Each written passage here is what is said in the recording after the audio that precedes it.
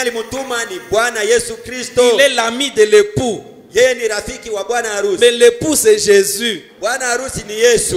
L'ami de l'époux a précédé Rafiki wa bwana harusi pour alitangulia préparer l'épouse au mariage. kutayarisha bibi harusi kwa ndoa. Ah, ce n'est pas l'ami de l'époux qui épouse l'épouse. Haiko rafiki wa bwana harusi ndio anaoa bibi. C'est l'ami de l'époux prépare la voie pour que l'époux puisse rencontrer une épouse parfaite.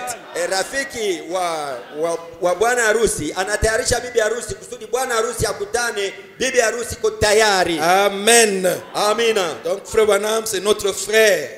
Ndugu Branham ni ndugu yetu. Mais il est un prophète. Lakini iko nabii. Le porte-parole de Dieu pour notre temps. Yeye mubeba neno wa wakati wetu. La bouche autorisée pour notre temps. Kinywa ya kuruhusiwa kwa wakati wetu. Dieu ne fait rien sans révéler sa parole à ses prophètes. Mungu afanye lolote bila kufunua siri yake kwa watumishi wake manabii. Il donne son secret au prophète. Anapana siri yake. Et le prophète transmet le secret de Dieu à l'église. Nabii analeta ile siri ya Mungu kwa bibi harusi kwa Et kanisa. il les fait d'une façon spéciale. Na yeye ameundwa kwa namna ya kipekee. Pour ne rien dire qui vient de lui-même. Kusudi asiseme chenye kutoka kwake. Il transmet fidèlement la pensée de Dieu. Analeta kwa uadilifu wote wazo la Mungu.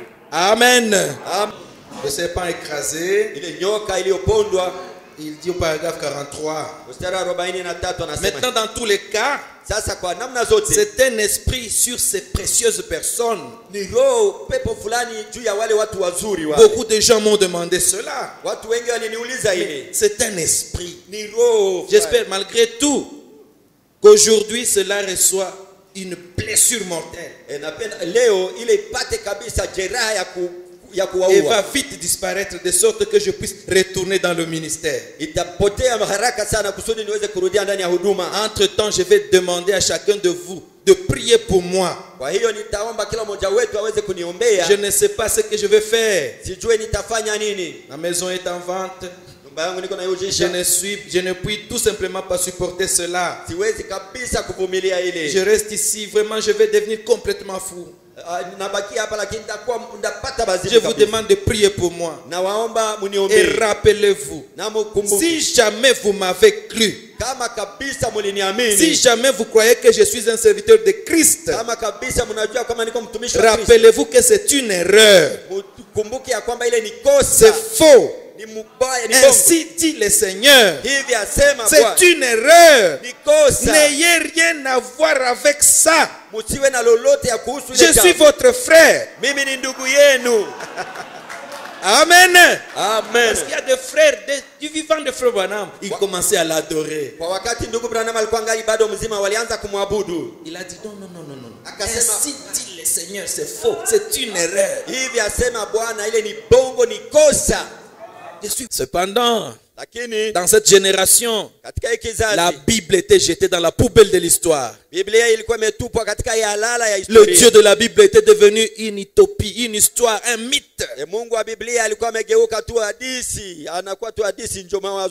Mais un homme s'est levé au milieu de toute la confusion. Il a ramassé la Bible.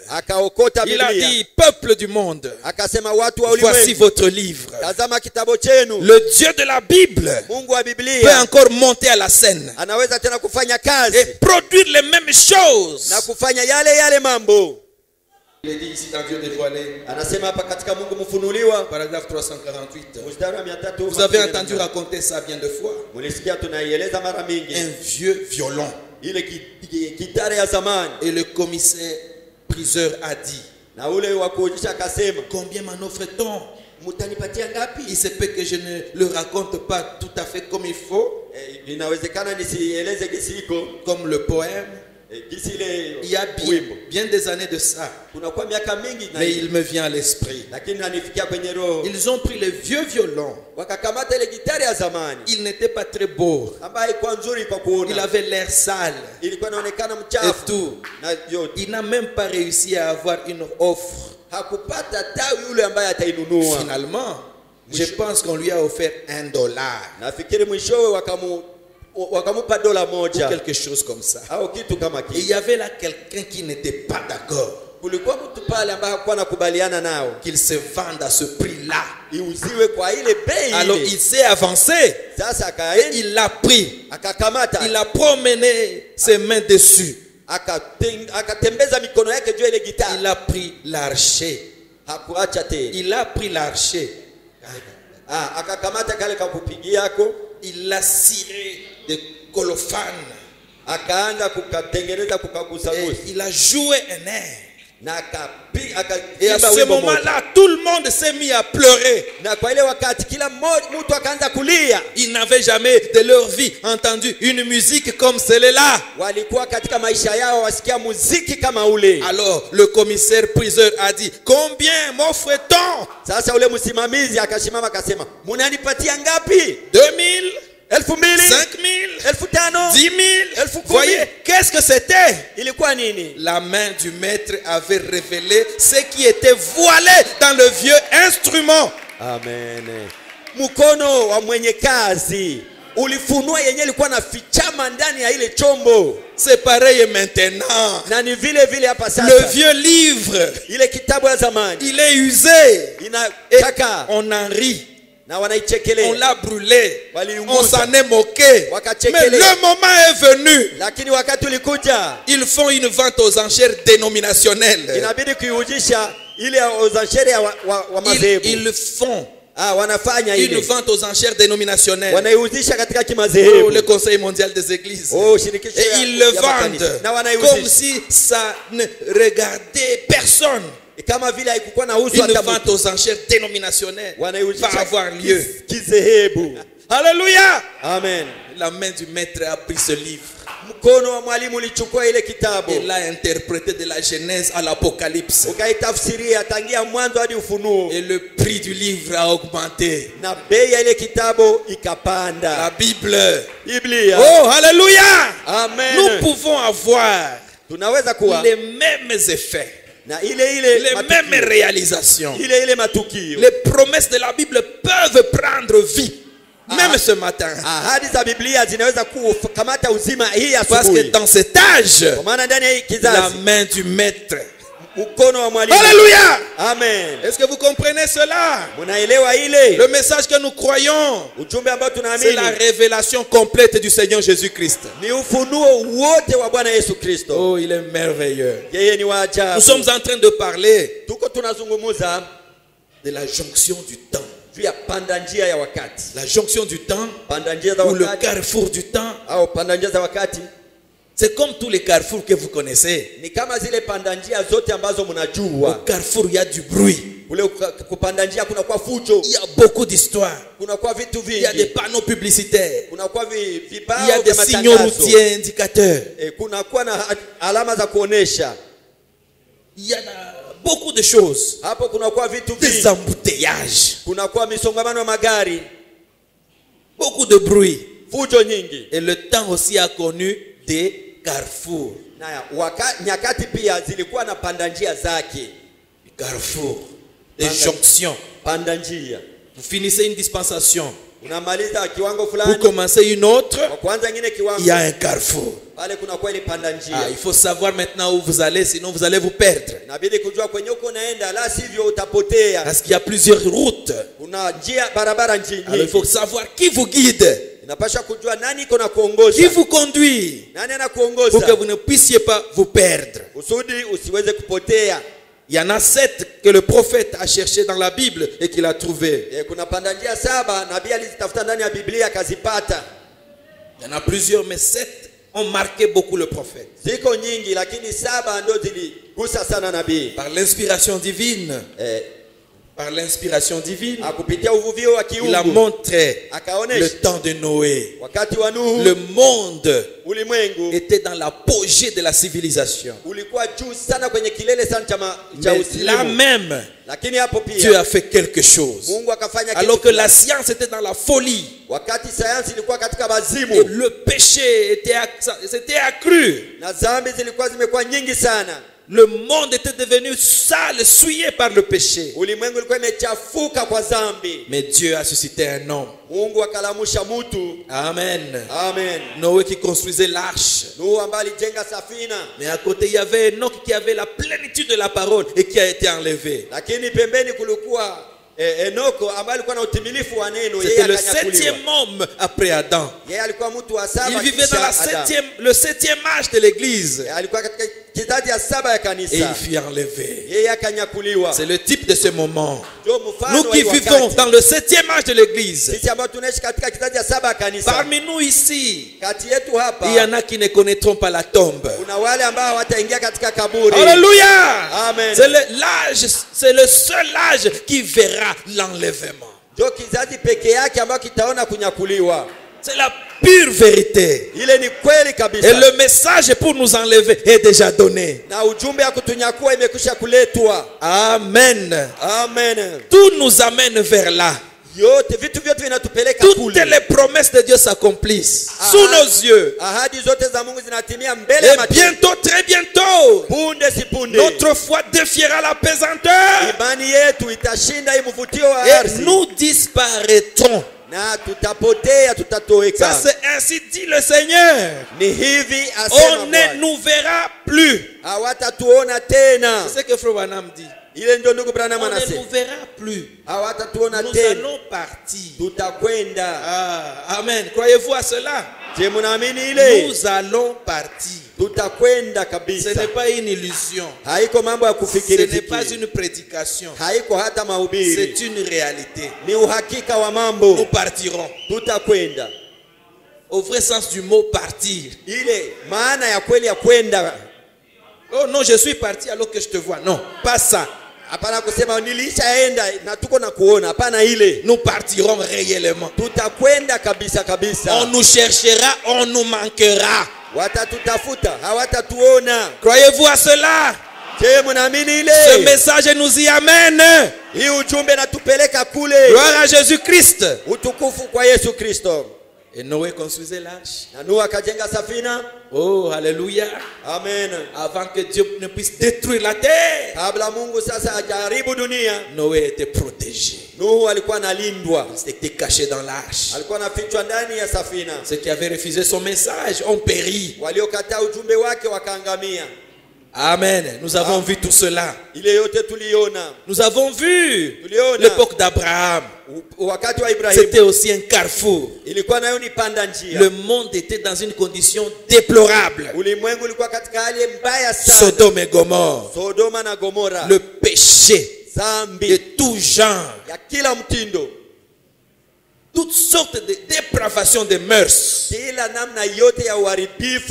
Toutes sortes d'immoralité. Mais il y avait la prospérité matérielle. Et ce n'est pas un signe que Dieu est avec vous. Et d'ailleurs souvent cela amène l'idolâtrie. Et c'est comme ça que les gens vivaient dans l'insouciance. Comme s'il n'y aurait jamais de fin. Mais en ce moment-là, à ce carrefour-là, alors que les gens étaient dans cet esprit-là des derniers jours, il y avait un homme qui vivait dans son 7e âge de l'église. C'était Abraham. Il était tiré loin de ce monde-là. Il vivait en privé, une vie privée avec Dieu. Et c'est cet homme qui avait reçu la visitation. La 7e visitation de Dieu. C'était Dieu dans la chair humaine. Pour lui donner la vie. Lui qui était déjà vieux, sec. Et sa femme Sarah sèche. Le fils de l'homme est venu vers elle. Il lui a transmis la vie. Alléluia. Il lui a donné la vie. La prophétie du fils de l'homme a donné la vie au vieux corps. Et pour prouver que c'était lui le Messie, Il pouvait discerner les pensées des cœurs. Angeweza kupambanua mawazo ya mioyo. C'était le dernier signe. Ilikuwa alama ya mwisho. Avant que Sodome ne brûle. Mbele Sodoma awake moto. Alléluia. Amen. Et Lot était de l'autre côté. Na Lutu alikuwa ngambo ingine. Lui aussi avait reçu des messagers. Mais ces messagers ont eu leur onction. Cette onction-là venait du messager qui était chez Abraham. Voilà pourquoi Oral Robert et Billy Graham, ils devaient voir Frère Branham pour qu'ils aient l'onction d'aller prêcher chez les dénominationnaires. Alléluia. Amina. Et cela s'est accompli dans notre génération. L'épouse reçoit la parole venant du Fils de l'homme. Ce message, c'est la chair et le sang du Fils de l'homme. Quand nous mangeons ce message, cela nous transforme. Alléluia. Ce message, une fois que nous l'avalons, ça nous conditionne. Ça nous donne la foi nécessaire pour l'enlèvement. Comme ça a donné à Abraham et à Sarah la capacité de produire le fils promis. Ce message nous donne des capacités, la foi nécessaire, la foi pour l'enlèvement. Oh, alléluia. Amen. C'est merveilleux. Le tout dernier signe, et puis Sodome était brûlé. Amen. Amen. Et chaque fois que le Fils de l'homme se montre, chaque fois qu'il se révèle, il y a une ville qui doit disparaître. Chaque fois que le Fils de l'homme se révèle sur la terre, une ville doit disparaître. Au temps d'Abraham, Sodome et Gomorrhe a disparu de la carte. Quand Jésus était là, le Fils de l'homme lui-même en personne, Capernaum était au fond de la mer morte. Et au temps du soir, au temps de Malachie 4, Los Angeles est en train de s'enfoncer dans la mer, l'océan Pacifique. Los Angeles iko nadidimia ndani ya bahari kule chini. Quand le Fils de l'homme se révèle, une ville doit sombrer. C'est un carrefour merveilleux. Oh, alléluia. L'épouse doit maintenant, pas demain, pas hier, l'épouse doit maintenant prendre la place de Jésus-Christ et continuer son ministère. Et le ministère du Messie, c'est quoi? Alléluia. L'Esprit du Seigneur est sur moi. L'Esprit du Seigneur est sur moi. Il m'a oint. C'est une onction. C'est une onction qui vient sur l'épouse. Alléluia. Amen. Oh, merci Jésus. C'est une onction qui vient sur l'épouse. Frère Branham dit, alléluia, la semence n'héritera pas avec la balle. Un esprit vient sur l'épouse. Alléluia. Pour faire les mêmes choses que lui fit. Un esprit vient sur l'épouse. C'est la saison, mes amis. Et dans la jonction du temps, il nous dit, oh, alléluia. Amen. Paragraphe 5, je crois que l'église se tient maintenant au seuil de la plus grande manifestation de l'omnipotence.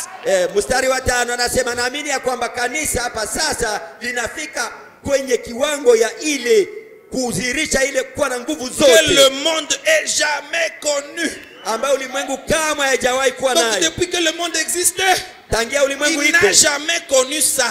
Ulimwengu haitaonaka hiki. Au seuil de l'omnipotence. Kwa ile wakati wa nguvu zote. Et l'omnipotence, ça veut dire la toute puissance. puissance.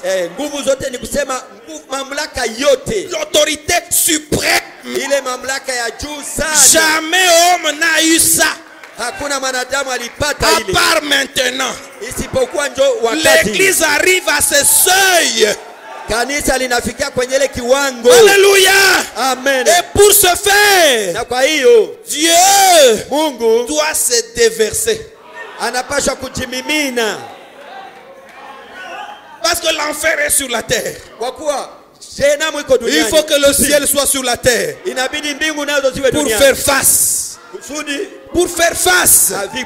Pour détruire l'enfer. C'est la confrontation. C'est le showdown entre l'enfer et le ciel. Dieu dote à son épouse une onction spéciale, une omnipotence telle que le monde ne l'a jamais connue. Alléluia, alléluia. Amen. Hey, merci Seigneur Jésus. Le monde n'a jamais eu ce que nous avons. Ceci, si vous connaissiez la puissance qu'il y a dans ce message, vous ne seriez plus comme vous êtes.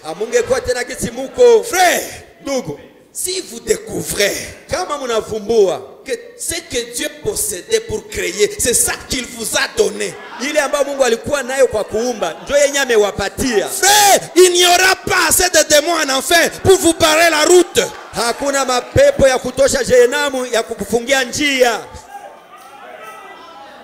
La foi que Dieu possédait pour créer le monde, c'est ça la foi qu'il nous donne au temps de la fin.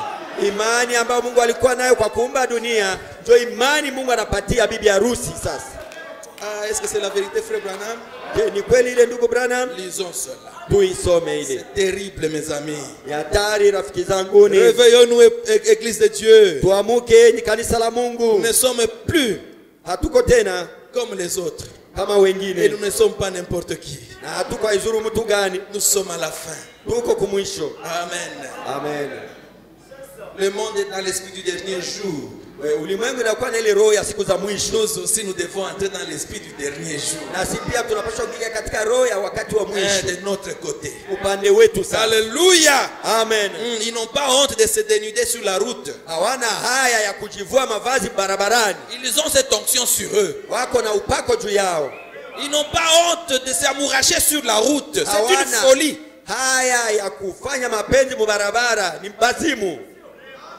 Nous aussi nous ne devons pas avoir honte de l'évangile. Alléluia. Amen. Parce que nous sommes une force. L'église est la puissance qui doit secouer ce monde. L'eau toujours présente du rocher. Paragraphe 147. Il dit, frères, sœurs, maintenant, je veux vous demander quelque chose. Alors, si nous sommes nés de nouveau de l'Esprit de Dieu, Dieu n'a pas de petites parties faibles et de grosses parties fortes. Il est entièrement Dieu. Et si nous avions suffisamment de Dieu en vous, si vous aviez suffisamment de Dieu en vous, à tel point que cela soit à peine une ombre, c'est suffisamment de puissance pour créer une nouvelle terre. C'est suffisamment de puissance pour créer une nouvelle lune et un nouveau système. C'est Dieu et c'est fort. Et en ce moment même, dans chaque croyant ici, il y a la vie éternelle. Ce qui est l'Esprit de Dieu en vous. Suffisamment de puissance qui ressuscitera les morts, qui guérira les malades, qui placera les orbites dans des conditions. Mais vous êtes, c'est contrôlé par une loi. Cet esprit qui est en vous, vous êtes fils et filles de Dieu. Le même esprit que vous avez en vous vous ressuscitera au jour de la résurrection. Jésus Quand il était sur la terre, lorsqu'il est mort, son âme est descendue en enfer. Elle prêcha aux esprits qui étaient en prison, aux âmes en prison qui ne se sont pas repentis au jour de la repentance de Noé. Son corps alla dans la tombe. Mais avant qu'il ne meure, il remit son esprit dans la main de Dieu.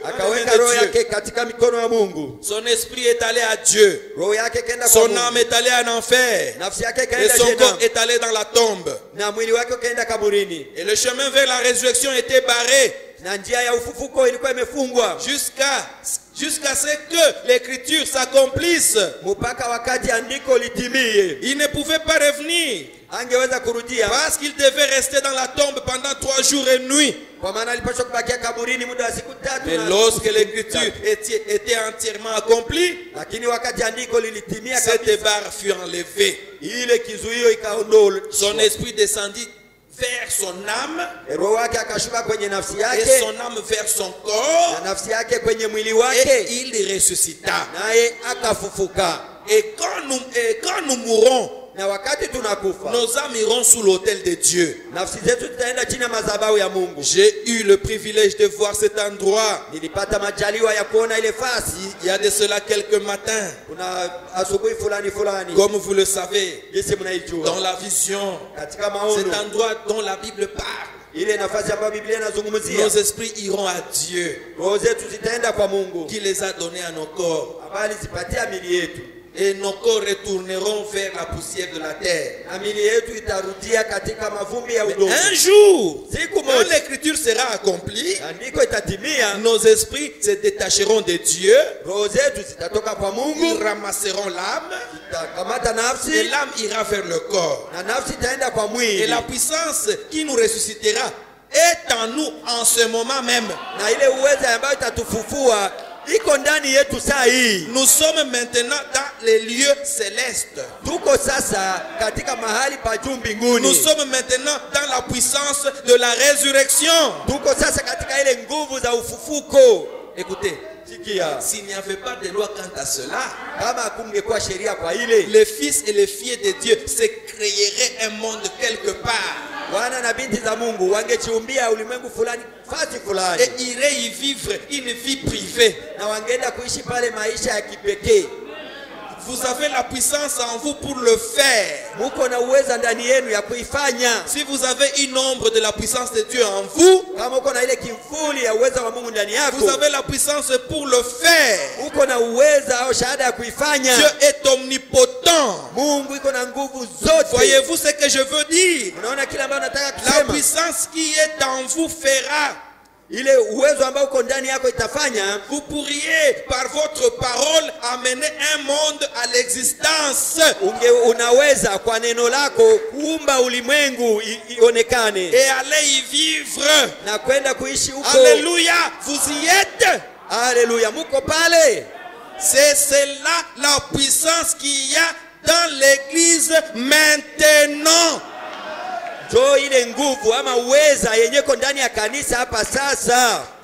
Est-ce que vous croyez aux prophètes? Est-ce que vous continuez à croire? Mais elle est contrôlée par une loi. Et cette loi n'est pas l'observation des tas de commandements. C'est une loi de foi. Jésus a dit, toutes les choses sont possibles à ceux qui croient. Si vous pouvez le croire, quelle que soit la chose où Dieu conduira votre âme à croire, elle est à vous. Chaque endroit sur lequel se posera la plante de votre pied par la foi, Dieu vous le donne. Amen. Cela est à vous. Vous le possédez. Si vous pouvez trouver la clé à cette loi, la loi de foi qui vous ouvre cela. Voyez-vous ce que je veux dire? Cette puissance est contrôlée. Si vous êtes un fils de Dieu, et si vous êtes une fille de Dieu, cela ne vous quitte jamais. Ça ne vous quitte jamais. C'est avec vous tout le temps. Même maintenant. Mais votre foi s'en éloigne. Mais cela est toujours là. Alléluia. Amen. Quand vous êtes sauvé, Dieu vous donne la foi pour vous élever, sortir de la saleté de la terre. Votre foi triomphe des choses du monde. Qu'est-ce que votre foi? Votre foi dans cet acte que Dieu a fait en vous, pour vous faire en vous un fils de Dieu. Vous cessez de mentir, vous cessez de voler, vous cessez de boire, parce que votre foi vous élève au-dessus de cela. Amen. Si vous ne le faites pas, vous n'avez pas de foi du tout. Donc vous qui volez encore, vous n'avez pas de foi. Votre foi vous élève au-dessus de ça. Et c'est par la foi que vous êtes sauvés, par le moyen de la grâce. La quantité de foi qui sera relâchée, c'est la quantité de puissance que vous pouvez avoir. La quantité de foi qui sera relâchée, c'est la quantité de puissance que vous pouvez avoir. Parce qu'en vous habite la puissance pour créer les cieux et la terre. Dieu habite en vous. Et vous êtes fils et filles de Dieu. Amen. Vous y êtes. Mais c'est votre foi. Jésus a dit, qu'il te soit fait selon ta foi. Si tu peux croire, toutes choses sont possibles. En vérité, je vous le dis, si vous dites à cette montagne, ôte-toi de là, et que vous ne doutez pas, mais si vous croyez en ce que vous avez dit, alléluia. Amen. Mais quelle sorte de personnes devrions-nous être, ayant foi dans ce grand Christ rédempteur qui vit en nous, ce rocher frappé qui ne quitte jamais l'église? Je suis avec vous toujours, même jusqu'à la fin du monde. Oh, la présence continuelle de ce grand flot du salut,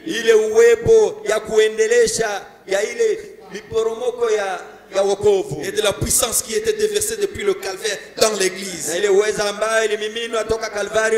La continuelle présence de Dieu vivant, le grand rocher frappé qui coule et qui nous accompagne dans notre voyage. Ça nous accompagne dans notre voyage.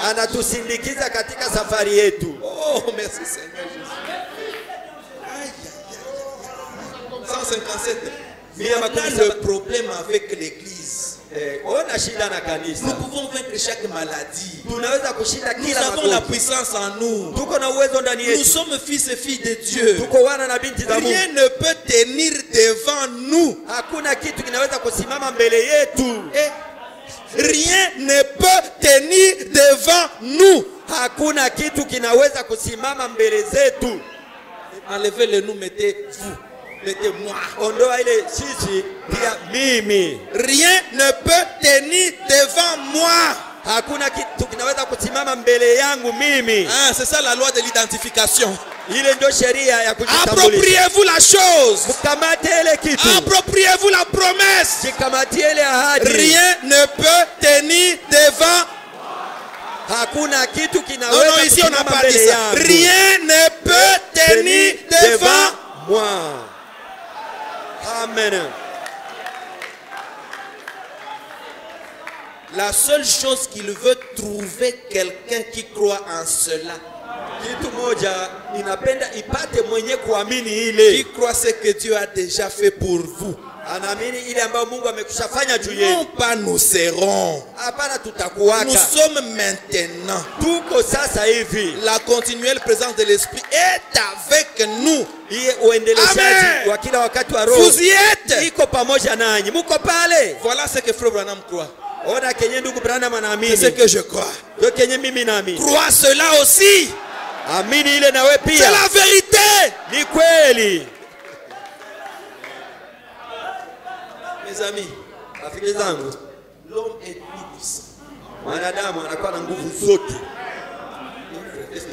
Ndugu, unasema nini basi? C'est seul Dieu qui est tout puissant. Mungu yeye peke yake ndio mwenye nguvu zote. Écoutons le prophète. Tusikie nabii. Croyez-vous au prophète? Je mnaamini nabii? La vision de Patmos. Maono ya Patmo. Paragraphe 264. Mstari wa 264. Il dit Amen.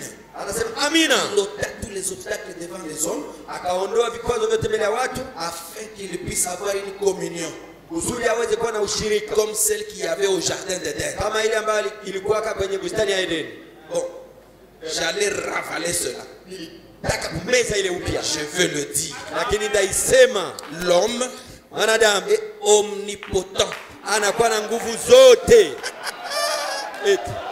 Il dit j'allais ravaler cela. Anasema nilitafuta kummezea hivi. Je vais le dire. Lakini ndaisema, l'homme, mwanadamu, est omnipotent.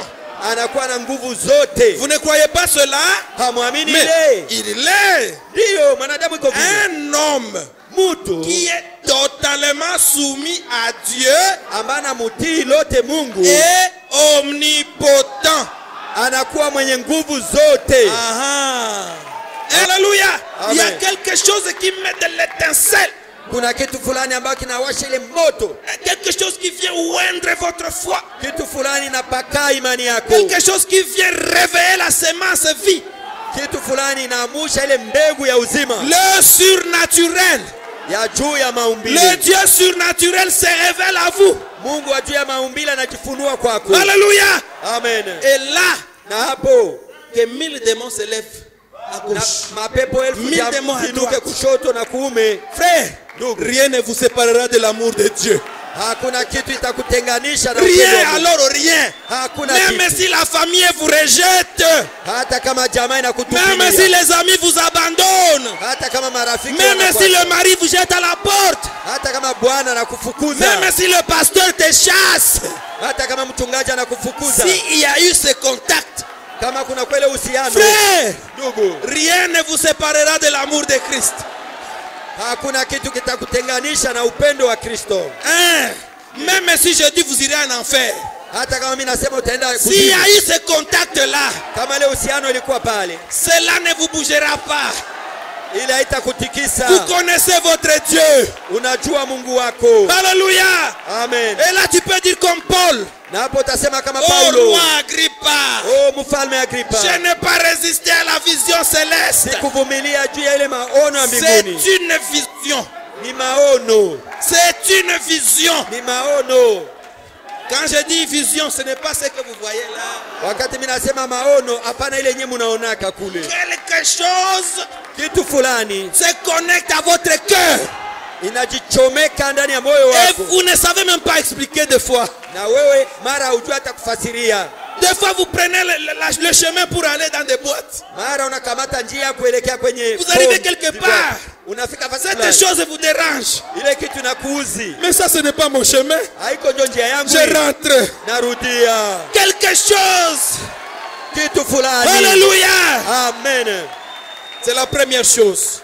Ndio kitu ya kwanza ile. Après cela, Dieu veut avoir la prééminence. Mungu anapenda awe na ile utawala wote. La prééminence. Utawala kabisa. Il domine votre vie privée. Anatawala maisha yako ya kipekee. Il domine votre tempérament colérique. Anatawala ile hali yako ya kisirani. Il domine votre droit de l'homme. Anatawala ile haki yako ya mwanadamu. Il domine tout ça. Anatawala il domine l'égoïsme. Anatawala uchoyo. Il domine vos passions. Anatawala anasa zako zenye unapendaka. Tous vos appétits sont contrôlés. Apetiti zako zote anazidhamini. Tous vos goûts sont contrôlés. Ladha zako zote anazimiliki. Alléluia. Amen. Vous avez un prisonnier. Unakuwa mfungwa. Paul, prisonnier de Christ. Paulo mfungwa wa Kristo. La parole parle, vous obéissez. Neno linasema unatii. Alléluia. Amen. À gauche, kushoto, à droite, kuume, devant, mbele, derrière, nyuma. vous obéissez. Unatii. Il a la prééminence. Anakuwa na ile utawala wote. Quand il va, anapotazama anasema j'ai maintenant la prééminence sur la personne. Inakuwa sasa na utawala juu ya mtu. Je vais vivre maintenant. Nataka niishi sasa ndani yake. Marcher en lui. Kutembea na yeye. Penser en lui. Kuwaza ndani yake. Donner en lui. Kupana ndani yake. Alléluia. Prier en lui. Kuomba ndani yake. Alors c'est Dieu. C'est le trône de Dieu qui tabernacle dans un individu. C'est l'accomplissement du mystère. Du mystère que Dieu cachait. C'est ce qui fait de l'homme omnipotent. Vous devenez un petit Dieu. Vous venez, les démons partent. Unafika hivi mapepo zinakimbia. Vous êtes tellement soumis à l'esprit. Kwa maana unatii sana roho. Oh mes frères, c'est là que nous devons être. Pale ndo tulipaswa kuwa. À cette dernière jonction. Kwa ile panda njia ya mwisho. Écoutez frère Branham. Usikie ndugu Branham. Prends ta plume. Kamata les membres de l'épouse vierge l'aimeront. Wanamemba wa bibi harusi bikira watampenda. Ils auront toutes ses capacités. Watakuwa na shahada zake zote. Il est leur tête. Yeye ndio kichwa chao. Et toute la puissance lui appartient. Na uweza wote ni wake. Ils lui sont soumis comme les membres de notre corps sont soumis à notre tête. Wanamutii kama vile viungo vya mwili wetu vinatii kichwa. Remarquez l'harmonie qui règne entre le Père et le Fils. Angalia ile hali ambayo inatawala katika baba na mwana. Jésus ne faisait rien, jamais rien. Yesu akufanya kama chochote qui d'abord été montré par le Père. Jean 5, 19. Il dit, cette harmonie doit maintenant exister entre l'époux et son épouse. Il ne dit pas que ça viendra. Il dit, cette harmonie doit maintenant exister entre l'époux et son épouse. Il lui montre sa parole de vie. Elle la reçoit. Elle n'en doute jamais. C'est pourquoi rien ne peut lui nuire. Pas même la mort. En effet, si la semence est mise en terre, l'eau la ramènera à la vie. En voici le secret. La parole est dans l'épouse, comme elle était en Marie. L'épouse a la pensée de Christ, car elle sait ce qu'il veut qu'on fasse de sa parole.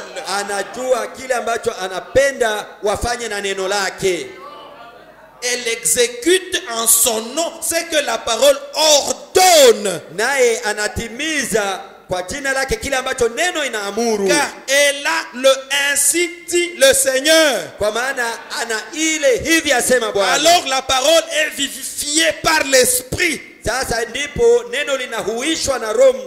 Elle s'accomplit comme une semence qui a été plantée et arrosée. Elle arrive à son plein épanouissement, accomplissant son but. Ceux qui sont de l'épouse ne font que sa volonté. Personne ne peut leur faire faire autre chose. Ils ont le ainsi dit le Seigneur. Ou alors ils restent tranquilles. Est-ce que vous saisissez? ils savent qu'il faut que ce soit Dieu en eux qui fasse les œuvres. Un nouveau livre des actes doit être écrit par l'épouse du temps de la fin. Un nouveau livre des actes. Ça veut dire encore Pierre et Jean ensemble. Devant la porte appelée la Belle. C'est ça, un autre livre des actes. Oui, mon frère, ce ne sont pas des citations seulement. Un autre livre des actes. Un autre Pierre et Jean. Devant la porte appelée la Belle. Je n'ai ni or ni argent. Mais ce que j'ai. C'est que j'ai. Pas ce que nous avons. C'est que j'ai. C'est que j'ai. Je te le donne. Au nom de Jésus. Et marche. Ce ne sont pas des paroles en l'air. Alléluia. Ce ne sont pas des paroles en l'air. Tout dans le mille. Donnez tout droit dans le mille. Et ça atteint l'objectif. Cible est atteinte. Lève-toi et marche, et il marche. Parce que c'est un nouveau livre des actes. Ça se fait avec frère Branham. Ça se fera où le message est prêché fidèlement. Alléluia. Amina. On écrase un enfant. Branham arrive avec le ainsi dit le Seigneur. Et l'enfant se lève et il saute. Comme un dessin animé, comme Tom et Jerry. On voit, c'est pas possible, on dirait qu'on est en train de rêver. On écrase un bébé, un enfant. Il devient comme un chapati. Et il se lève comme un dessin animé. Parce qu'un homme a dit, traitez-moi de... Si cet enfant ne ressuscite pas, et chassez-moi de votre pays. Un homme mortel comme toi et moi. Mais Dieu a la présence. Il a le ainsi dit le Seigneur. Il avance. Il dit, traitez-moi de faux prophètes. Et écrivez même la faux prophète. Chassez-moi de votre pays. Si cet enfant ne ressuscite pas, tout le monde disait, est-ce qu'il est normal? Est-ce qu'il est normal? Mais c'était un fou. Alléluia.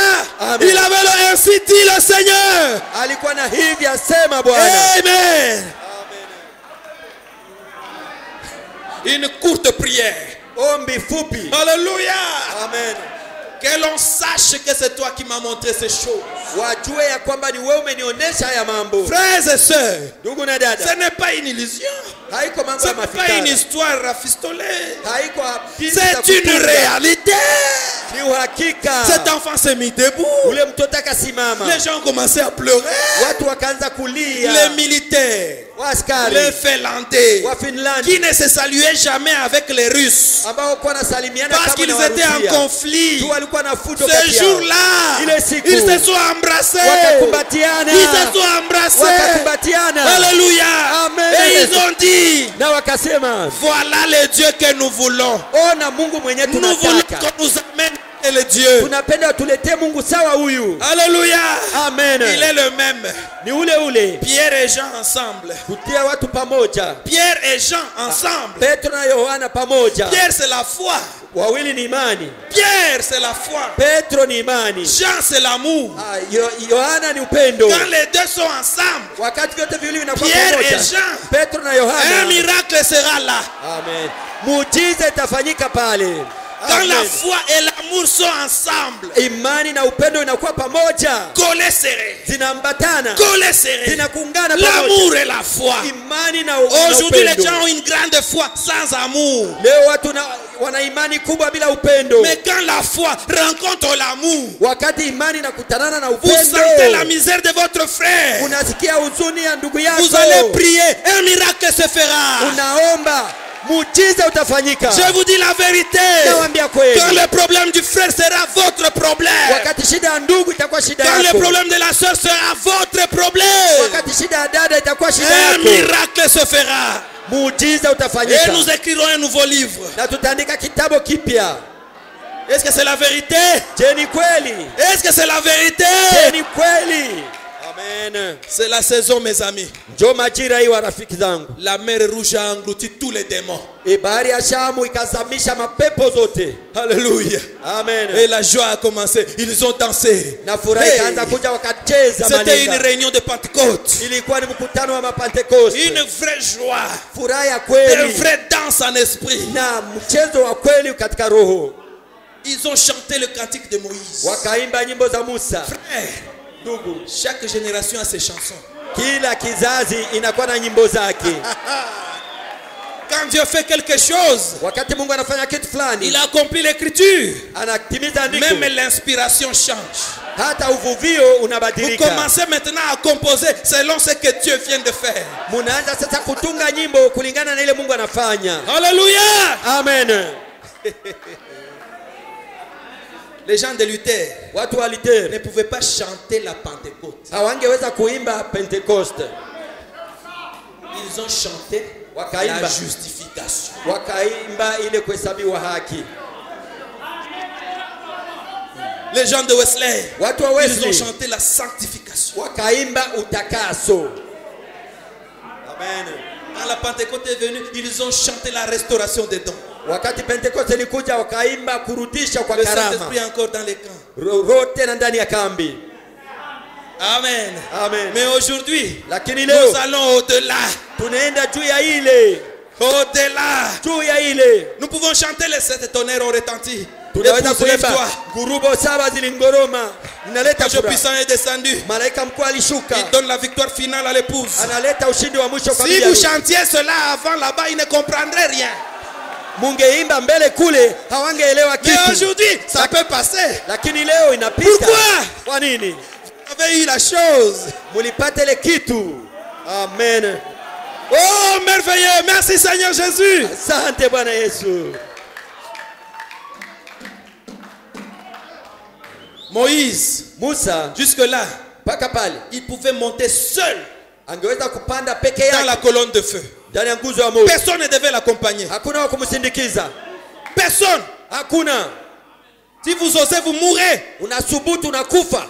Seul devait monter là-bas. Yeye peke yake alipaswa panda kule. Pour avoir la pensée de Dieu. Kusudi apate et l'amener au peuple. Na ilete kwa et watu. quand il se tenait sur la montagne, malaika alikuwa juu ya mlima. Moïse était là-bas tout seul. Musa alikuwa pale peke yake. La montagne tremblait. Mlima ulikuwa unatetemeka. Les rochers étaient fendillés. Miamba ilipasuka. Moïse était là en train de parler à Dieu. Musa alikuwa pale kinena na Mungu.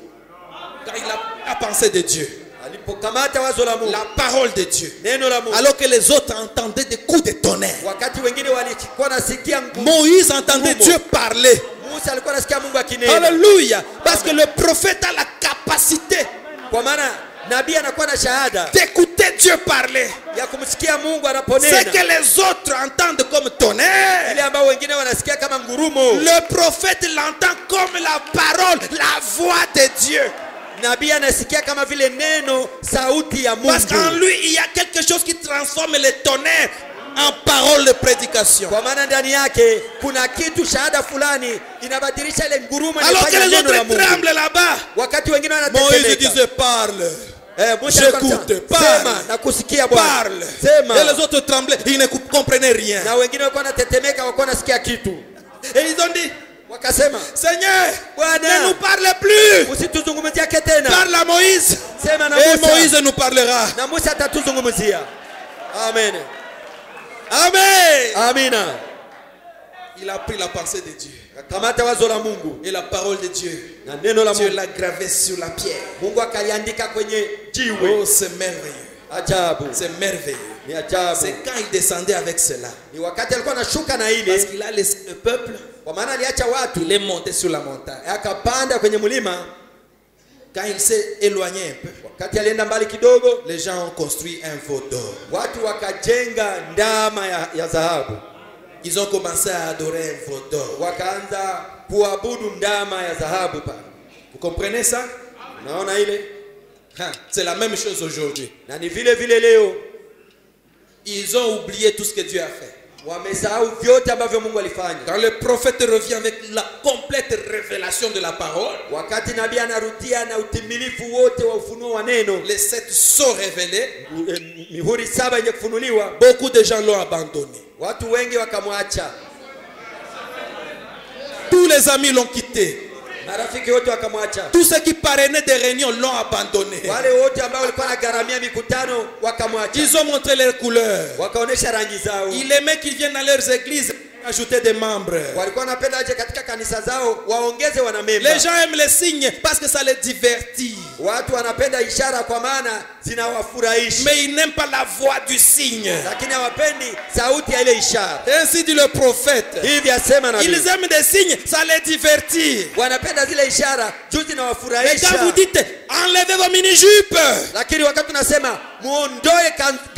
ce prédicateur de la brousse aussi exagère.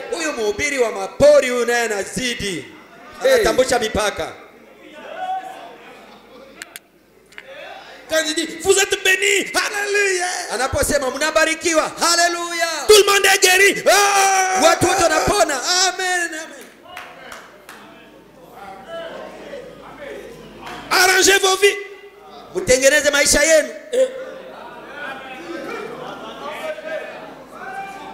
Les gens se sont séparés. Et Dieu dit à Moïse, ici je ne blague plus. Je mets une séparation. Moïse a dit que ceux qui sont pour l'Éternel viennent vers moi.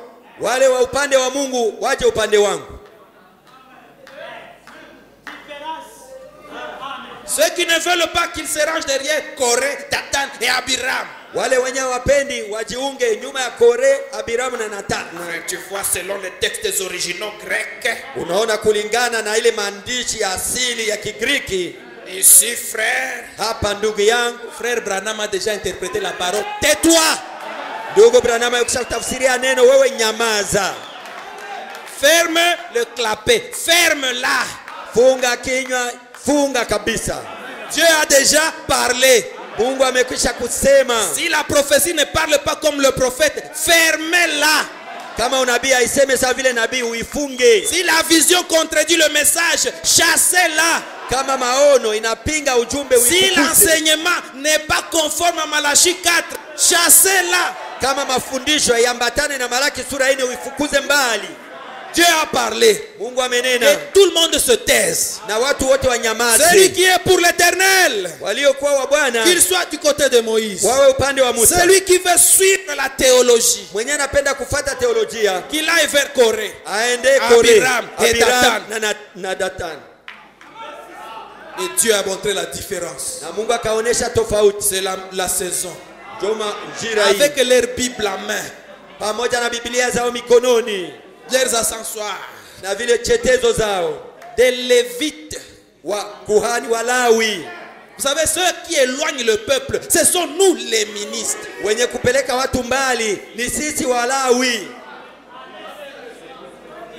Nous construisons, nous fabriquons des veaux d'or. Et ça donne des réveils dénominationnels.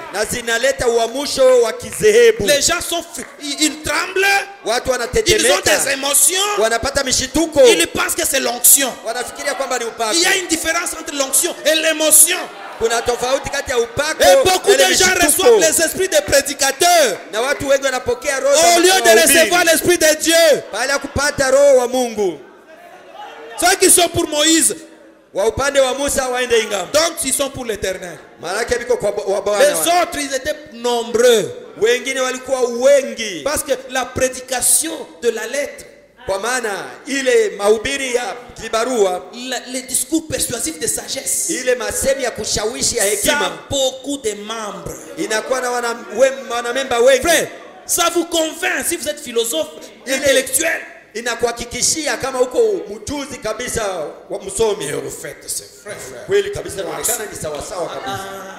Hapana. Que je comprenne, que je ne comprenne pas. Nielewe nisielewe, montrez-moi ce que William Marion Branham. Nionyeshe ile ambayo William Marion Branham alisema. C'est ça le secret de l'épouse. Ndio siri ya bibi harusi ile. Que je comprenne ou pas. Nielewe au la. Dieu ne m'a pas dit de comprendre. Dieu m'a dit de croire. Ameniambia niamini. Que je puisse croire. Niamini. Quand le prophète parle, wakati moi j'accepte, je crois. Mimi naamini na kubali naamini. Josué ne comprenait pas tout. Yoshua hakuwa anaelewa yote, mais il s'est attaché. Lakini il s'est attaché. Akambatana. Aujourd'hui, leo je ne comprends pas comment Moïse peut parler et les mouches arrivent. Sielewi namna gani Musa anaweza kusema na nzizi natokea. Comment il peut parler et les crapauds. Anasema tu na chura zinatokea. Comment il peut prendre son bâton. Namna gani anaweza kamata fimbo yake. Mais par terre ça devient un serpent. Anaweka chini na geuka nyoka. Je ne comprends pas le comment. Sielewe ile namna gani. Mais son Dieu là, lakini Mungu yake ule, il est vrai.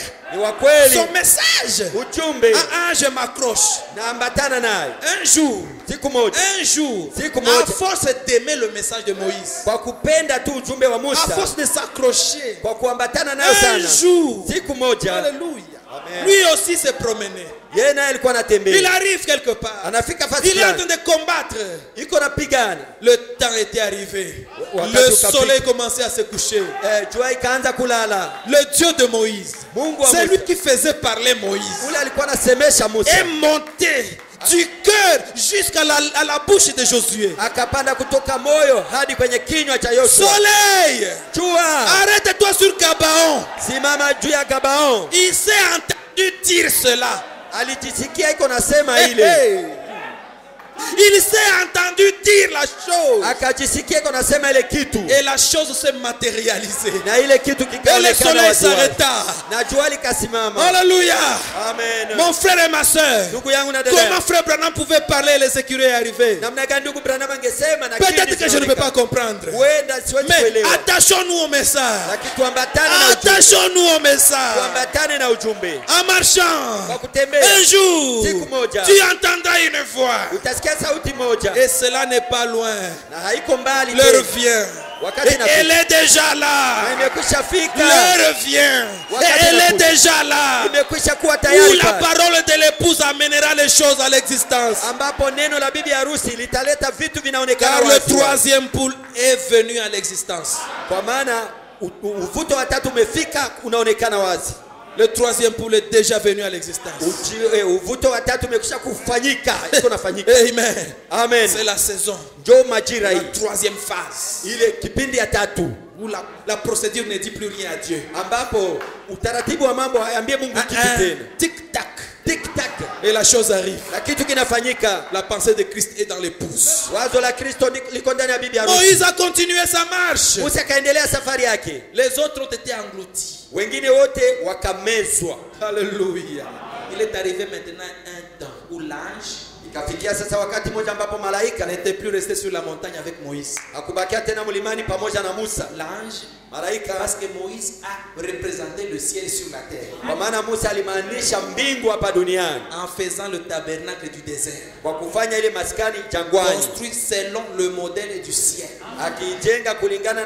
Alors le Dieu qui descendait sur la montagne est venu vivre dans le camp. Frère, nous avons reçu Moïse aujourd'hui. Le Dieu qui parlait à frère Branham seul. Le message est déjà là. Le tabernacle est construit selon le modèle du ciel. Alléluia. Amen. Le Dieu de Branham est venu vivre dans le message. De manière que le peuple peut jouir de sa présence. Cet ange-là est dans l'église maintenant. Il est dans l'église maintenant. Iko mukanisa hapa sasa. Il veille sur les problèmes des enfants de Dieu. Anakesha juu ya shida za watoto wa Mungu. Il veille pour accomplir chaque promesse de la Bible. Anakesha kwa kutimiza kila ahadi ya Biblia. Est-ce que vous suivez ça? Est-ce que vous suivez ça? Et cela Dieu l'a fait dans la 3e phase de ses 40 ans. Na ile Mungu alifanya katika ile sehemu ya 3 ya ile miaka 40. Est-ce que vous saisissez la chose? Ile kitu mnakishika. Dans la 3e phase de son ministère, katika ile sehemu ya 3 ya huduma yake, il dit, anasema, il faut que je diminue, inabidi mimi nishuke, et que lui croisse, na yeye apande. L'ange puissant descend, malaika mkuu anashuka, demeurer dans l'église, kudumu kubakia ndani ya kanisa. Moïse pouvait être enlevé, Musa angeweza kunyakuliwa, enterré dans le rocher, anaitwa ndani ya mwamba, et Josué et l'ange sont restés, na Yoshua na malaika wakabakia. Et Josué c'est le Saint-Esprit, na Yoshua ni Roho Mtakatifu dans le ministère des Éphésiens, katika ile huduma ya Waefeso. Alléluia. Amen. Le Saint-Esprit dans le ministère des Éphésiens, Roho Mtakatifu katika huduma ya Waefeso, pour faire entrer le peuple, kwa kusudi ya kuingiza taifa dans les promesses, katika ahadi, dans le pays promis, ndani ya nchi ya ahadi, pour manger le blé du pays, kusudi wakule ngano ya nchi, pour occuper les positions, kusudi wakamati washike nafasi zao. Rien ne résiste à cela. Hakuna kitu kinapinga ile. On a dit à Josué, wakamwambia Yoshua, tu mettras la plante de ton pied, popote utaweka nyayo ya mguu wako. Alléluia. Amen. Oh mon frère, oh ndugu yangu, cet ange est toujours là. Ule malaika angali bado, il est avec nous. Iko nasi. Caleb dit à Josué, Caleb akamwambia Yoshua, Moïse a dit, Musa alisema que Hébron m'appartient, ya kwamba Hebroni ni mlima wangu. Caleb c'est toi, Caleb ni wewe, Caleb c'est moi. Caleb ni mimi. Nous allons vers Josué, tunaenda kwa Yoshua, le Saint-Esprit, Roho Mtakatifu. Josué, Yoshua, Moïse, Musa, le prophète, nabii a dit, alisema. Hey! Josué ne peut jamais refuser quand c'est Moïse qui a dit.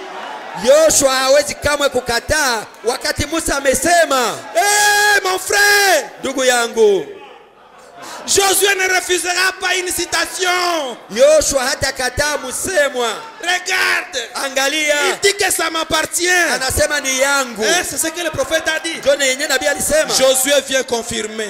Yoshua anakuja kudhibitisha. Il te donne l'onction pour que tu puisses t'emparer de ta montagne. Anakupatia upako uweze kumiliki mlima wako. Alléluia. Amen. Il te donne ta montagne. Anakupatia mlima wako. Même s'il y a des fils d'Anak. Hata kama kuko wale watoto wa Hanake. Les petits frères ou les grands frères de Goliath de Gath. Wakubwa yake au wadogo yake na Goliath wa Gath. Ils sont pleins là-bas. Et ils possèdent la montagne d'Hébron. Et Hébron, c'était la montagne la plus élevée de la Palestine. Et la montagne la plus fertile. Ça appartenait à Caleb. Alléluia. Amen. Malgré qu'il y a tous ces gens qui m'empêchent d'entrer dans mon domaine, Josué, je suis fort. Je suis fort. J'ai mon épée dans la main. Je dois prendre mon territoire. Laissez-moi aller. Josué, il a accordé l'onction nécessaire à Caleb pour monter, conquérir Hébron. Et l'épouse du temps de la fin, Hébron t'appartient. Hébron c'est la pierre de fête. Hébron c'est la pierre de fête. La montagne la plus élevée de Christ.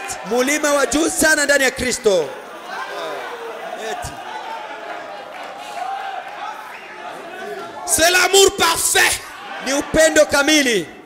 C'est Zoé. C'est la vie même.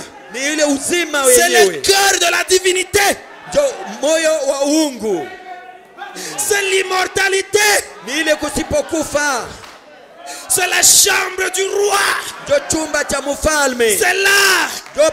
Malgré qu'il y a beaucoup de fils d'Anak qui ne veulent pas que tu entres. Josué te donne l'onction. Yoshua anakupatia upako. Parce que Moïse l'a dit. Kwa maana Musa alisema. Crois-tu que Moïse l'a dit? Unaamini kwamba Musa alisema? Le prophète a dit. Nabii alisema. Aujourd'hui, l'épouse pourra atteindre la perfection. Anapaswa kufikia ukamilifu. L'épouse pourra manipuler la parole parlée. Anaweza kutimiza neno lililonenwa. L'épouse du temps de la fin doit manipuler la parole parlée. Anapaswa kutimiza neno lililonenwa. L'épouse doit parler. Et la chose doit arriver. Ile kitu kinafanyika. C'est la saison. C'est la saison, mon frère.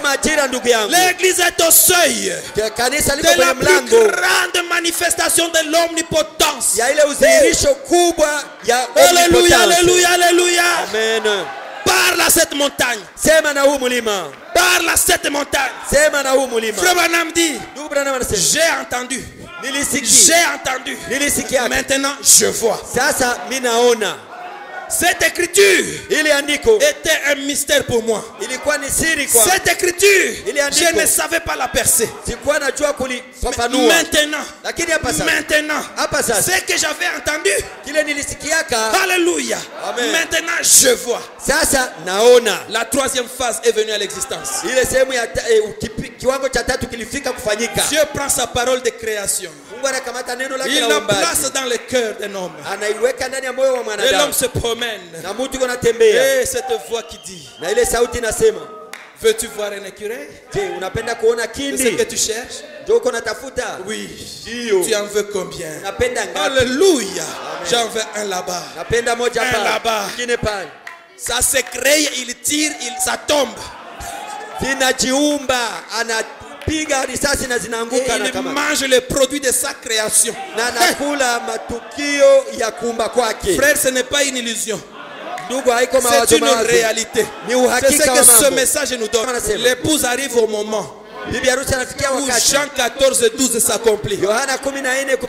Les choses que j'ai faites, vous les ferez aussi. Et vous en ferez de plus grandes. Parce que je m'en vais au Père. Et il dit, cela veut dire, alléluia, il y a ici un homme qui peut allumer la lumière. Cela veut dire, aujourd'hui, sans qu'il y ait quelque chose de matériel. Alors que le Seigneur Jésus, dans son ministère ici sur terre, il pouvait prendre le pain. Oh Jésus, je sens une grande onction sur moi. Il pouvait prendre juste du pain. Il pouvait rompre le pain et multiplier. Alléluia. Le Créateur. Il pouvait prendre de l'eau et changer l'eau en vin. Sans qu'il y ait le temps de fermentation. Il contourne la procédure. Mais il y avait quand même de l'eau. Quelque chose de physique qui se transforme en vin. Mais au temps de la fin, l'onction qu'il donne à l'épouse, il dit à l'épouse, toi tu n'as pas besoin de palper. Tu n'as pas besoin d'un pain. Tu n'as pas besoin de l'eau. Tu as besoin de prononcer la parole. Tu prononces la parole et la chose se matérialise. Alléluia. Amen. Prends ceci avec beaucoup de sérieux. Parce qu'un jour, une sœur écoutait frère Branham le dire. Il a dit, frère Branham, c'est l'exacte vérité. Et cela a amené Dieu à descendre sur la scène. Alors que je prêche ces choses, si dans ton cœur tu parles comme à T-Wright, le même Dieu qui était descendu chez T-Wright ule Mungu mwenye alishuka il est ici maintenant. Il peut faire la même chose que ce qu'il avait fait chez Hattie Wright. Parce que c'est la saison. Alléluia. L'épouse est au seuil de la plus grande manifestation de l'omnipotence que le monde n'a jamais connue. Mon frère et ma soeur, l'épouse peut parler. Et Dieu endosse les paroles de l'épouse. Alléluia. Amen. Il déverse sa puissance dans l'épouse. Jésus se glorifie beaucoup plus au temps de la fin qu'au temps de sa vie sur la terre.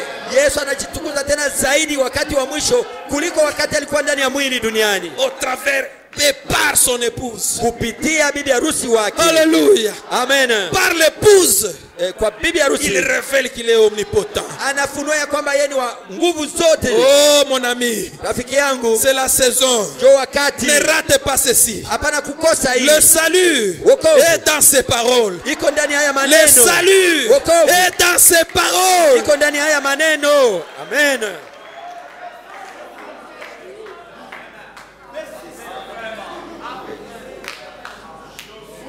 L'épouse parle. Ses paroles sont endossées. L'épouse peut bloquer les cieux. Il ne pleuve pas. Et il ne pleut pas. L'épouse peut appeler la pluie. Quand votre récolte est grillée, ainsi dit le prophète, ainsi dit le Seigneur. Ce sont des choses que j'ai vues. Ce sont des choses que j'ai vécues et que je continue à vivre au quotidien. C'est une réalité. Le message de Frère Branham, ce ne sont plus seulement des brochures. C'est une réalité. La parole est en train de quitter les livres. La parole quitte les brochures. La semaine passée, j'ai vu le frère venir à la clinique avec son enfant, avec une excroissance sur la bouche. Il est venu. Je l'ai donné aux autres médecins. Voyez un peu ce cas. Ils ont fait dire, docteur, ça c'est dangereux. Il faut vraiment l'enlever, mais il faut l'emmener à l'appart, c'est grave. Surtout que ça avait repoussé pour la seconde fois. Le frère était là. Il entend mon bureau, il dit, au fait, je ne suis pas venu pour que les médecins me disent ça. Je suis venu pour que tu pries. Je sais. Je connais ton Dieu. Je connais ce qu'il fait. Je sais ce qu'il est capable de faire. Parle seulement. C'est tout ce que je veux. Je le regardais et dis, oh. Alors qu'on lui avait déjà donné un programme pour l'intervention. Est-ce que le frère Charles est là? Il est là. Il est là. Amen. Je priais. Frère, partez. Et il est parti. Il est à la maison. L'enfant l'a réveillé. Papa. L'enfant. Papa. Ça a disparu.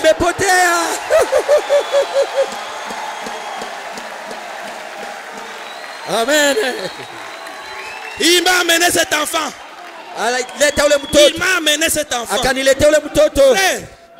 moi je me suis dit, mais où est parti le truc? Il n'y a plus rien. Et puis, l'église est au seuil de l'omnipotence que le monde n'a jamais connu. Le même qui a fait disparaître la tumeur dans le sein de mon épouse Après que les gynécologues aient dit, en tout cas c'est compliqué ici, pourquoi ce truc, il faut vraiment qu'on fasse vite. Mais le Seigneur Jésus, il l'a enlevé. Quand l'épouse a dit, je ne veux plus de ça, et ça a disparu. Jusqu'à aujourd'hui, il n'y a plus rien. Hey, cela est dans l'église maintenant. Cette puissance est là. Ça change les pécheurs, il devient saint. Il y a un frère ici. Il était vagabond sexuel. Sa femme est venue. Je réclame mon mari. Hey. Alléluia. Nous avons parlé à Jésus. Jésus a rencontré son mari. Il ne veut plus la quitter. Il est toujours là. Il ne comprend lui-même pas pourquoi. Oh, Jésus est là. Cet ange marche avec l'épouse. Nous sommes au seuil de l'omnipotence, la manifestation de l'omnipotence. Il est capable même maintenant de faire de grandes choses, de guérir toutes sortes, toutes formes de maladies. Je vous dis la vérité, ne raisonnez pas. Est-ce que ça va se faire? Chassez les doutes. Jésus l'a promis. C'est sa promesse. C'est sa promesse. Oh mon ami, c'est sa promesse. Il a fait la promesse à l'épouse. Il dit ne crains point Jean. Ne crains point Jean. Ne crains point petit troupeau. Tout ce que je suis, vous en êtes héritier. Tout mon pouvoir vous appartient. Frère, moi je crois à ça mot à mot. Il dit, tout ce que je suis, vous en êtes héritier. Tout mon pouvoir. Est-ce que Jésus peut guérir le sida? Oui. Est-ce qu'il peut guérir le cancer? Oui. Est-ce qu'il peut donner des enfants? Oui. Est-ce qu'il peut donner le travail? Oui. Est-ce qu'il connaît là où il y a l'argent dans le poisson? Oui. Il dit tout mon pouvoir vous appartient. Ma toute puissance, ma toute puissance est à vous. Alors que je suis au milieu de vous. Il y a une pentecôtiste qui m'a dit, elle était venue pour que je prie pour elle. Elle avait des trompes bourrées d'eau. On l'a préparé pour l'intervention. Elle parlait à Jésus. Et cela a disparu. Et c'était vraiment étonnant pour elle. Elle avait perdu ses lunettes alors qu'elle ne savait pas lire sans ses lunettes. Il a dit, Seigneur, si c'est vraiment ton serviteur, que je retrouve mes perdu. Quand vous dites ça à Dieu, c'est fini.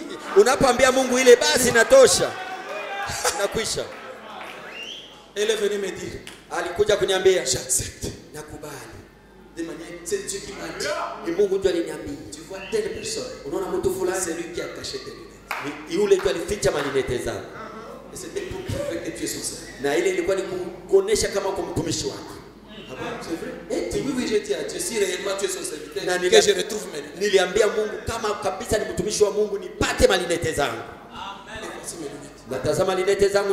La personne a refusé. C'est pas moi. Non, non. C'est Dieu qui me dit que c'est toi. Oui, c'est vrai.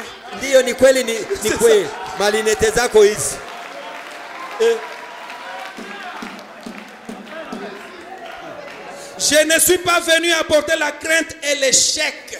Le message n'est pas venu apporter la crainte et l'échec.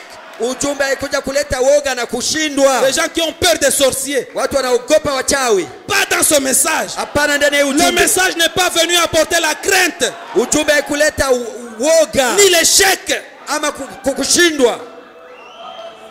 Vous qui étudiez, ninyi wenye kujifunza. Dieu dit que le message ce n'est pas Dieu n'a pas envoyé le message pour que vous échouez. Mungu anasema hakuleta ujumbe kusudi mshindwe kwa masomo. Si vous brandissez ça, kama mnaonesha hii, vous dites à Josué, mnamwambia Yoshua, Moïse a dit, Musa alisema, Moïse a dit, Musa alisema que la réussite m'appartient, ya kwamba kuweza masomo ni yangu. Frère, donc même si vous êtes un bourrique, hata kama hauna akili, ce jour-là vous serez le génie de l'école. Ile siku utakuwa je vous dis la vérité. Nawaambia kweli. Combien qui croient que c'est la vérité? Wangapi wanaamini kama ni kweli? Moi j'ai vu Dieu le faire. Mimi niliona. Oui, niliona. J'ai vu Dieu le faire. Niliona Mungu akifanya. Où est l'enfant là qui était toujours dernier parmi les derniers de l'école? Ule mtoto mwenye alikuwa wa mwisho kila wakati masomo iko wapi? C'est venu. Akafika. J'ai prié pour l'enfant. Nikaombea yule mtoto. Il est sorti de là. Akatoka. Il est devenu premier. Anakuwa wa kwanza kila siku. Et on l'a récupéré parmi les génies en herbe de l'école. Na wakamkamata kati ya wale wa génie en herbe kwa masomo. Pour expliquer aux autres, on l'appelait. Kusudi afasirie wengine walikuwa namuita yeye. Vous pensez quoi? Unawaza nini? Si Israël est un peuple intelligent, c'est l'ange de Dieu dans le peuple. Kama Israeli alikuwa na akili, ni juu ya malaika wa Mungu ndani ya kambi. Dis la vérité. Ninawaambia kweli. Le message est venu nous donner même l'intelligence à l'école. Ujumbe ulikuja kutupatia hata akili kwa masomo. L'excellence dans le travail. Ile hali ya juu ndani ya kazi. L'excellence. Ile hali ya juu dans le boulot. Ndani ya kazi.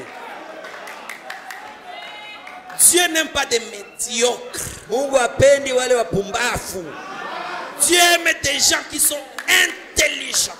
Mungu anapenda watu wenye kuwa na akili. Et son peuple est intelligent. Na watu wake, taifa yake inakuwa na akili.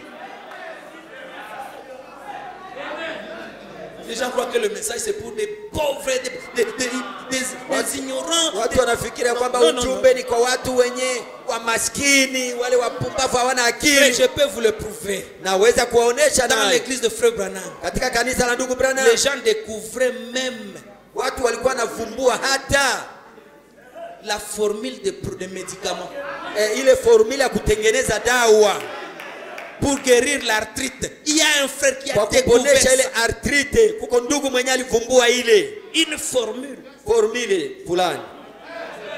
Pourquoi tu peux confesser des choses comme ça? Hautakufa na magonjwa. Kwa nini unakiri mambo kama yale? Cette maladie, c'est pour révéler la gloire de Dieu. Kama kwa magonjwa ni kwa kufunua rien que ça. Ni ile tu. Il ne faut plus avoir un visage abattu, renfrogné. Na sura ya kukunjama, ya kuhuzuni. Nous sommes venus accompagner les autres. Tulifika kusindikiza wengine. Chasse ça de ta pensée. Fukuza ile mawazo yako. Tu n'es pas venu accompagner quelqu'un. Haukuja kusindikiza mtu. Il n'y a pas deux toi sur cette terre. Hakuna wawili kama wewe hapa duniani. Tu es un fils de Dieu. Uko mwana wa Mungu. Tu es une fille de Dieu. Uko binti wa Mungu.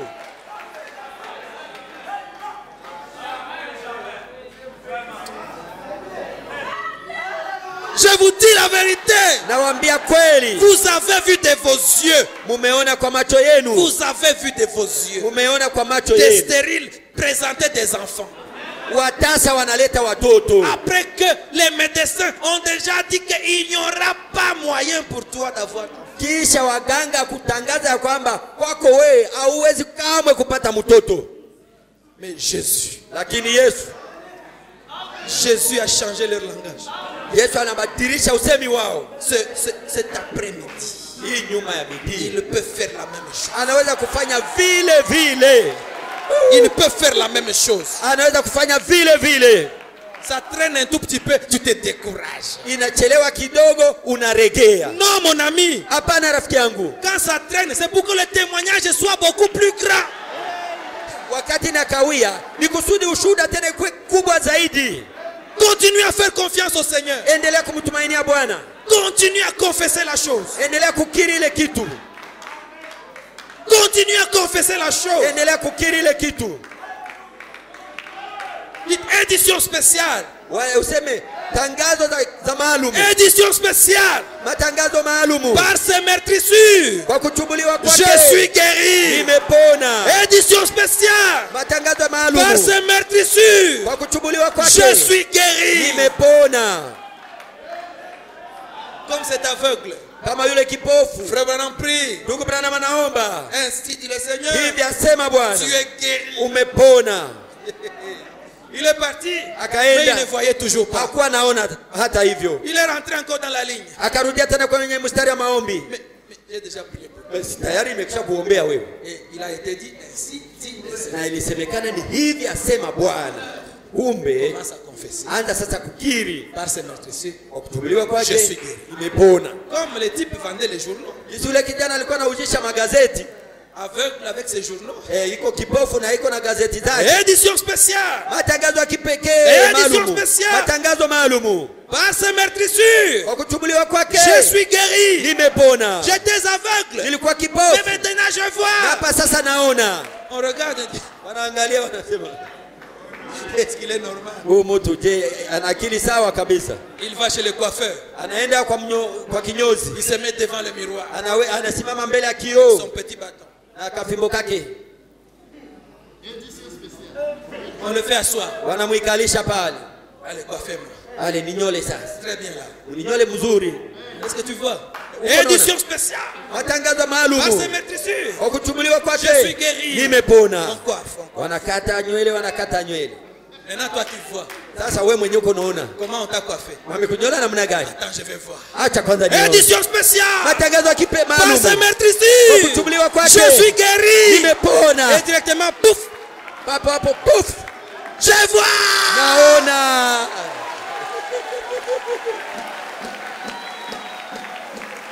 Amen. Est-ce que c'est la vérité?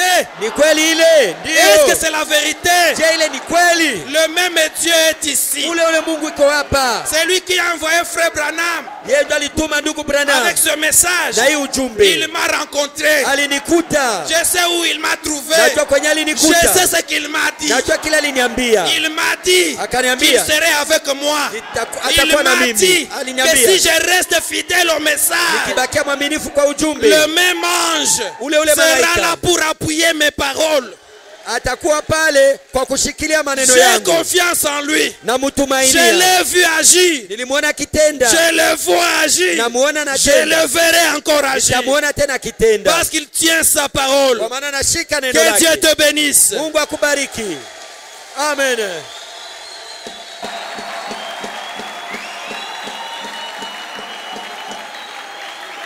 Le prophète de Dieu nous a apporté un message. L'épouse de Jésus, si tu as compris. Oh, confie-toi en Jésus. Le prophète de Dieu nous apporte